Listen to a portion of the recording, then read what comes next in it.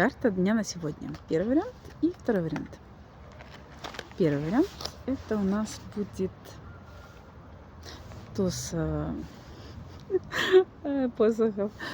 Туз посохов это шанс на проявление творчества, на активные действия, на то, что будут какие-то интересные идеи. Ну и в том числе, может быть, какие-то интересные люди появятся, творческие, огненные, с кем можно вместе что-то зажигать. Вот, или страсть, какая-нибудь романтика может ворваться. Второй вариант это паш чаш. Это чувство, это такая романтика, нежность, какое-то вот чувственное наполнение. Но это может быть несерьезным. Поэтому, если к вам человек подкатывает с какими-то романтическими намерениями, то это может быть не очень серьезное намерение. Может быть. Или только начинающиеся отношения. Либо просто романтика, радость, так, любовь.